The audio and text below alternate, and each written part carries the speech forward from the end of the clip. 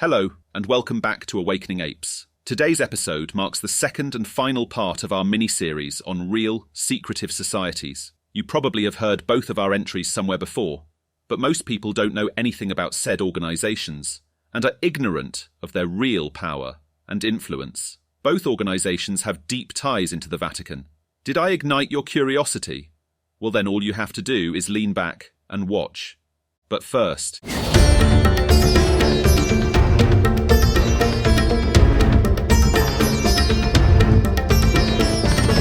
Alright, before we start, let me say we at Awakening Apes want to provide a place for free speech.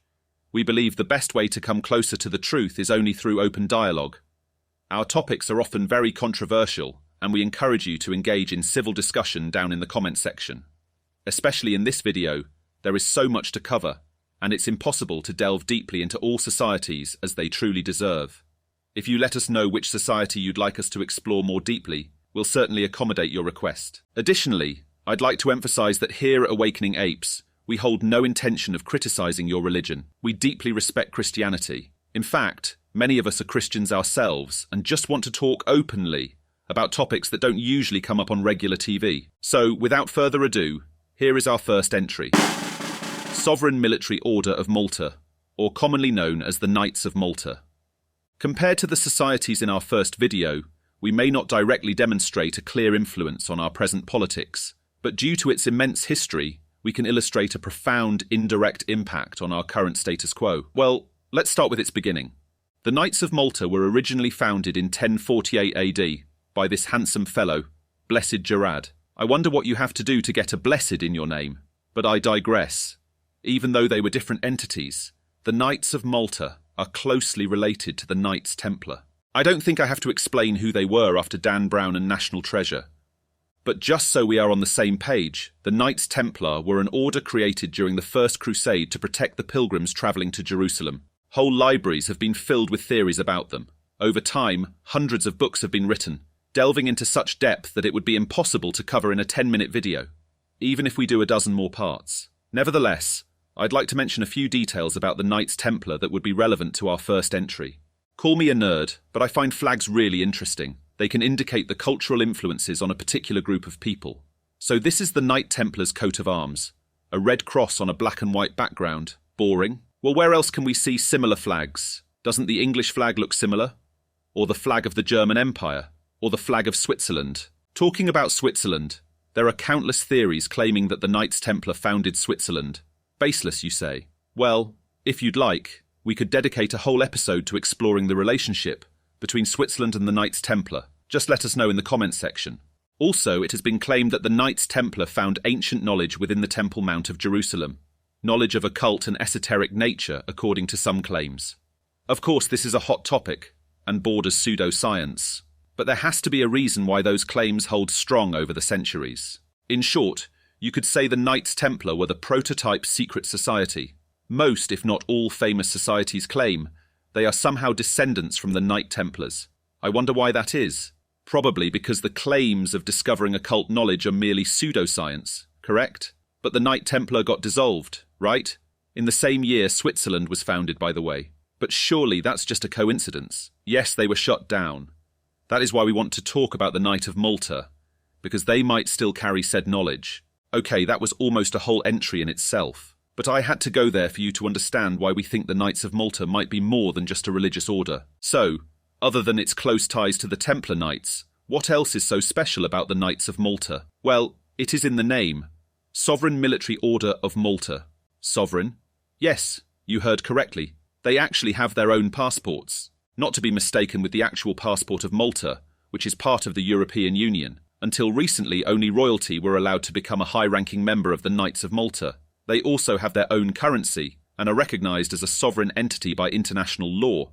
Isn't that crazy? Imagine the Jehovah's Witnesses with their own passports. Okay, and what is so special about Malta? Well, that is a good question. Malta is a very small island nation in the Mediterranean. It is located almost in the centre of the Mediterranean, dividing the sea into a western and an eastern part, which gave it tremendous strategic value. In fact, the Knights of Malta were instrumental in keeping the Ottomans' conquest at bay. Furthermore, there is an abundance of very old megalithic temples in Malta. We know of at least 23 super ancient megalithic temples, which is insane, considering that Malta is a little island in the middle of the sea. Malta is so small and arid, it couldn't possibly feed a huge population, implying people must have pilgered to Malta for certain religious ceremonies. Furthermore, there is an eerie abundance of snake symbolism found on Malta. In almost all churches, you can find a snake depicted somewhere. As I mentioned in an earlier video, we will dedicate a whole episode on snake symbolism and other dragon-like figures soon. An interesting side note, you all probably heard of the Ku Klux Klan, right? Most people don't know that the Ku Klux Klan originated from an older clan which is called Sons of Malta. Why would some racist Southerners refer to themselves as Sons of Malta? Might be just another one of those coincidences. I have the feeling, the deeper we dig, the more coincidences we find. Unfortunately for us, coincidences won't pay our rent, so if you like this video so far, please consider liking the video and subscribe. Even though the Knights of Malta don't have a strong impact on the world stage anymore, their history provides valuable insights into the shaping of our world today. If you liked the first entry, get excited for the last entry of this video, the Jesuits, or formerly known as the Society of Jesus. I assume most people have heard the term Jesuits before, but most people have no idea what they do and how much influence they have. So let us go over the basics before we start speculating. The Order of Jesus was founded in 1540 by the Pope. The original reason for their creation was to counter the growing movement of Protestants and reform the Catholic Church from within. The Jesuits are regarded as the largest order in the Catholic Church and have close ties to the Vatican. They have been advising the Pope since its beginnings, also widely considered as the operative organ from the Vatican. Okay, what is so special about some monks? Well, did you know that the head of the Jesuits is called the Black Pope? And it's not because the head of the Jesuits were always from African descent, but because he operates in the dark. People claim the head of the Jesuits has actually more power and influence than the Pope. If that is true, is open for speculation. We probably will never find out, though. That is all interesting and stuff, but why would you conceive them as a thread? Well, let the former president, Abraham Lincoln, explain it to you in his own words. The war, the American Civil War of 1861-1865, would never have been possible without the sinister influence of the Jesuits. Or you can hear it from his friend Samuel Morse, yes, the guy who invented the telegraph. The Jesuits are a secret society, a sort of Masonic order, with super-added features of revolting odiousness and 1,000 times more dangerous.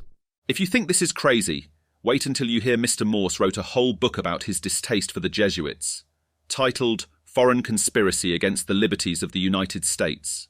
Okay, so it appears that the Jesuits are more influential than we thought. But are there any modern examples? Sure. Any guesses who this fellow is? Correct. Pope Francis. Now guess from which order our current Pope belongs to. Yes, correct again. Our current Pope actually is a Jesuit.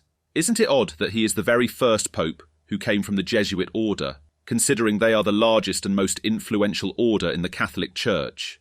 Well, the oddities don't stop there. He became the Pope after the old Pope resigned.